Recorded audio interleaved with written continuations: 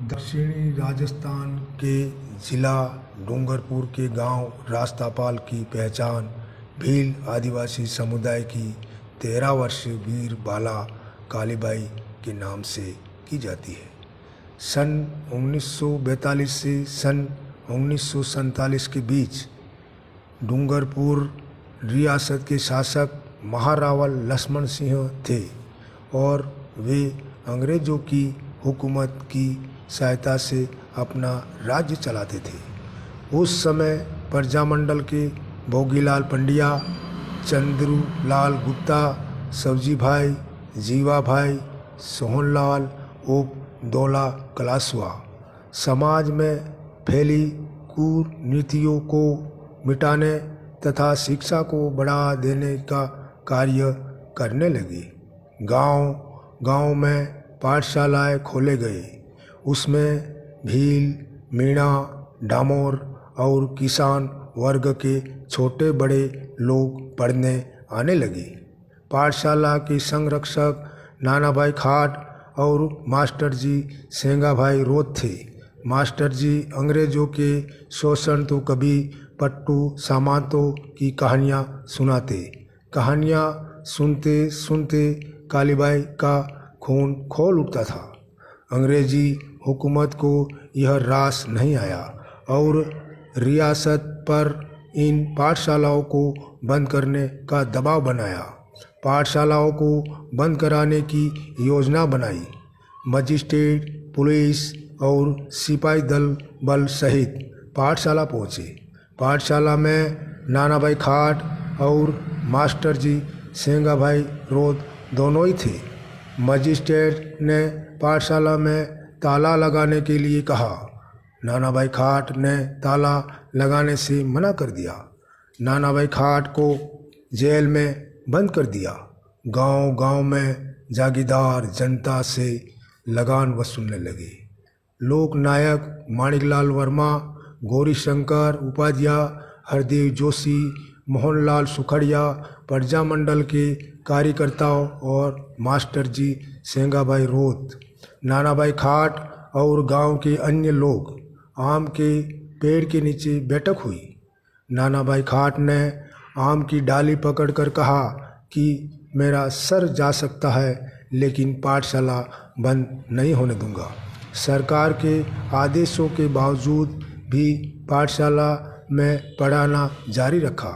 सन 19 जून 1947 को पुलिस दल हिम्मत से नांदली, रायकी और जवाहरलाल चौबीसा सिपाहियों सहित पाठशाला पर पहुँचे। नानाभाई खाट और मास्टर जी सेंगाभाई रोत दोनों को बंदूकों के कुंदों से मारना पीटना शुरू कर दिया।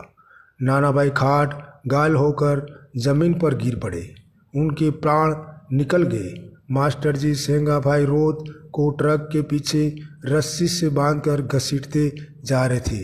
तभी अचानक कालीबाई अपने सिर पर घास की गठरी और हाथ में दंताले लिए बिजली की तरह प्रवेश करते हुए गाड़ी के पीछे दौड़ी। जोर जोर से चिल्लाने लगी, मेरे मास्टर जी को छोड़ दो, मेरे मास्टर जी को छोड़ दो। अपने हाथ की दंताली से एक ही बार में ये रस्सी को काट दिया। बालिका ने अपने दम साहस का परिचय दिया। इससे आग बबूला हुए सिपाहियों ने भीड़ को तितर बितर करने के लिए जमीनी और हवाई फायरिंग किया। नवलीबाई, होमलीबाई, मोगीबाई कई लोग घायल हो गए। कालीबाई ने अपने मास्टर जी को बचा लिया। बालिका के हौसले को कई लोगों ने देखा। मास्टर जी बेहोश थे। अंग्रेज शासन के जनरल ने कालीबाई को गोली मार दी। साथ ही सिपाहियों ने भी गोलियां बरसा दी। देवजी भाई ने मारू ढोल बजा दिया। वारी ढोल पाल, गंदवा, जोधरी, भीड़ा और अनेक गांवों में बजने लगे। लोग हथियार बंद लेकर आने लगे। भील आदिवासी आक्रमण को तैयार हो गए। पुलिस दल को मालूम था कि मारू ढोल की आवाज़ मारने मरने के संकेत हैं, इसलिए वे सब वहाँ से तुरंत गाड़ी में सवार होकर भाग लिए। गफूर पठान, देवजी भाई और अन्य लोगों ने घायल को कालीबाई मास्टर जी और अन्य लोगों को चारपाई पर रखकर डूंगरपुर अस्पताल में भर्ती किए। डॉक्टर गांधी ने इलाज किया, परंतु कालीबाई को 2 दिन तक इलाज के दौरान अंतिम सांस ली और दम तोड़ दिया। भीलबाला कालीबाई ने अपने प्राण गंवाकर अपने गुरुजी के प्राण बचाए। जेल में बंद भोगीलाल पंड्या एवं 40 साथियों को रिहा कर दिया। शिक्षा के लिए अंग्रेजों से लड़कर वीरबाला कालीबाई ने जो साहस और बलिदान की एक मिसाल कायम की, वह हमेशा याद रहेगी। शताब्दियाँ बीत जाएगी, भीलबाला कालीबाई का यह बलिदान कभी भी धुंधला नहीं पाएगा और यह निर्भय रूप सदा ही हमारी प्रेरणा बना रहेगा। उनकी समाधियाँ भी हमारे दिलों में रहेगी।